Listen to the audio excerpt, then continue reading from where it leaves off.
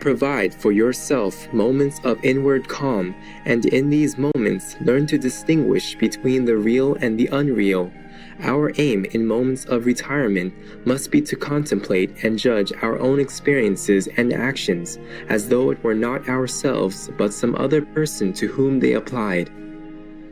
Please watch on for the engaging spiritual wisdom of Dr. Rudolf Steiner.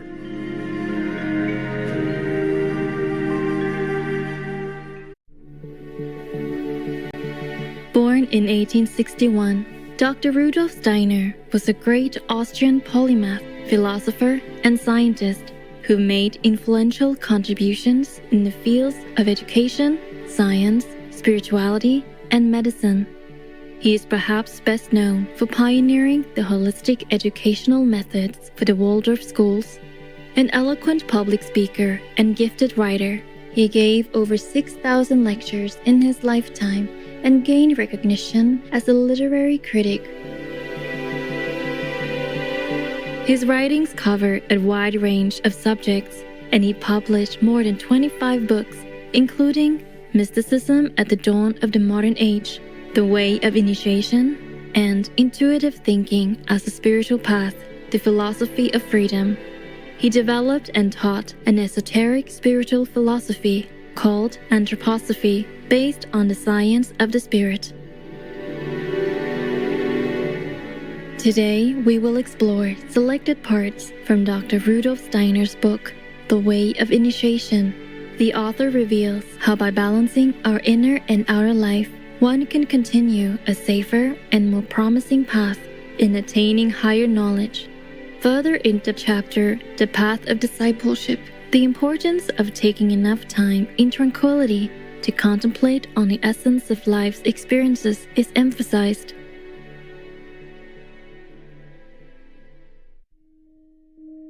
How to attain knowledge of the higher worlds. One must have learned to control one's own feelings and ideas if one wishes to develop any intimate relationship with the outer world. Every phenomenon in that outer world is full of divine splendor, but one must have felt the divine within oneself before one may hope to discover it without. The disciple is told to set apart certain moments of his daily life, during which to withdraw into himself, quietly and alone. At such times, he ought not to occupy himself with his own personal affairs, for this will bring about the contrary of that at which he is aiming. During these moments, he ought rather to listen in complete silence to the echoes of what he has experienced, of what the outward world has told him. Then, in these periods of quiet, every flower, every animal, every action will unveil to him secrets undreamed of, and thus will he prepare himself to receive new impressions of the external world as if he viewed it with different eyes. For he who merely desires to enjoy impression after impression only stultifies the perceptive faculty, while he who lets the enjoyment afterwards reveal something to him, thus enlarges and educates it. He must be careful not merely to let the enjoyment reverberate as it were, but renouncing any further emotions of joy, begin to work upon his pleasurable experiences with an inward activity.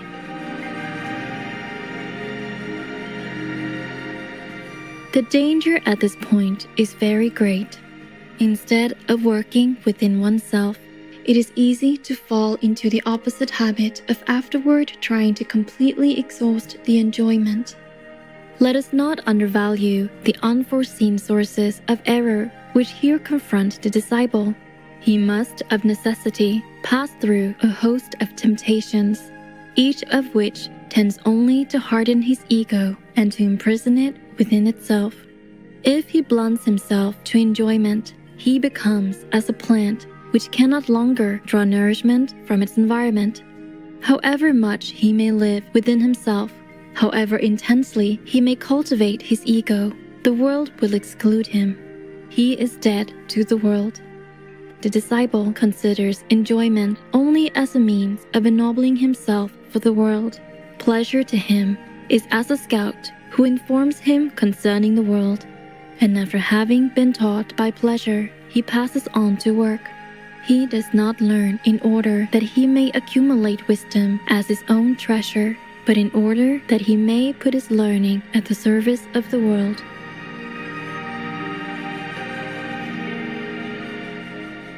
In all forms of occultism, there is a fundamental principle which must not be transgressed, if any goal at all is to be reached.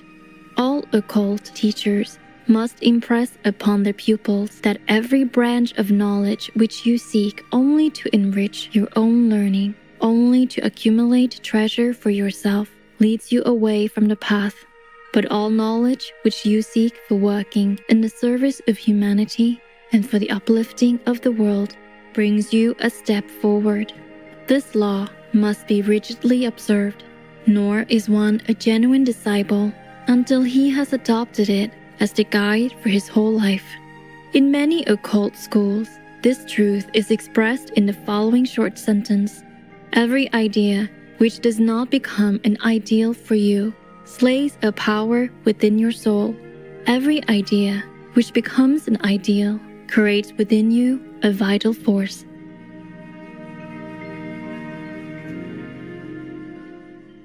The path of discipleship. At the very beginning of his course, the student is directed to the path of reverence and the development of the inner life. The occult teaching also gives practical instructions by the observance of which he may learn to follow that path and develop that inner life. These practical directions have no arbitrary basis.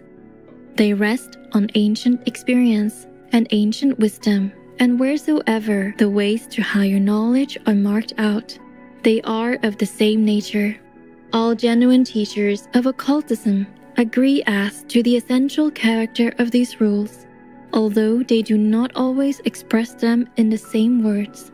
This difference of expression is of a minor character, more seeming than real, and is due to circumstances which need not be mentioned here.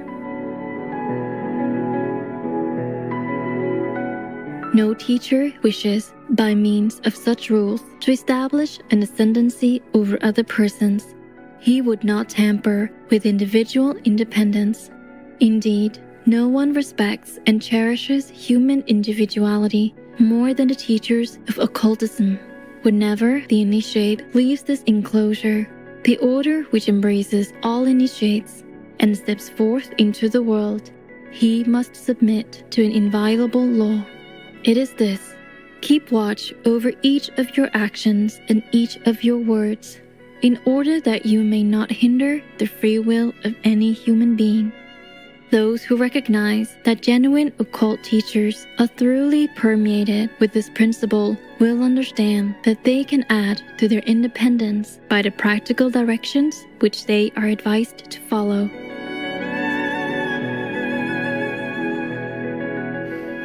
One of the first of these rules may be thus expressed in our language: provide for yourself moments of inward calm, and in these moments, learn to distinguish between the real and the unreal. I say advisedly, expressed in our language, because originally all rules and teachings of occult science were expressed in a symbolical sign language. The path is open to all who earnestly will to enter it. Simple in truth and easy to follow is the rule concerning moments of inner calm, but it leads to the goal only when the pursuit is as earnest and strict as the way is simple. The student must mark off a small part of his daily life in which to occupy himself with something quite different from the avocations of his ordinary life, and the way in which he occupies himself at such a time must also differ from the way in which he performs the rest of his duties. But this does not mean that what he does in the time thus set apart has no connection with his daily work. On the contrary, the man who seeks such moments in the right way will soon find, that it is just this which gives him full power to do his daily task. Nor must it be supposed that the observance of this rule really deprives anyone of time needed for the performance of his duties. If any person really has no more time at his disposal, 5 minutes a day will suffice. The real point is the manner in which these 5 minutes are spent.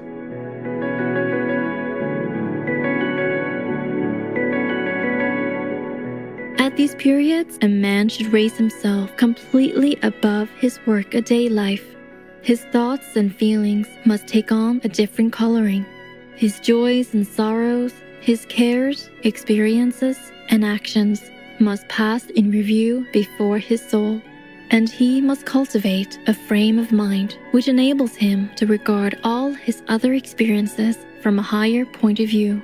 We need only bear in mind how different is the point of view from which in ordinary life we regard the experiences and actions of another, and that from which we judge our own.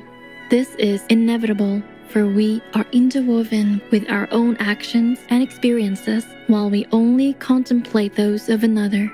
Our aim in moments of retirement must be to contemplate and judge our own experiences and actions as though it were not ourselves, but some other person to whom they applied.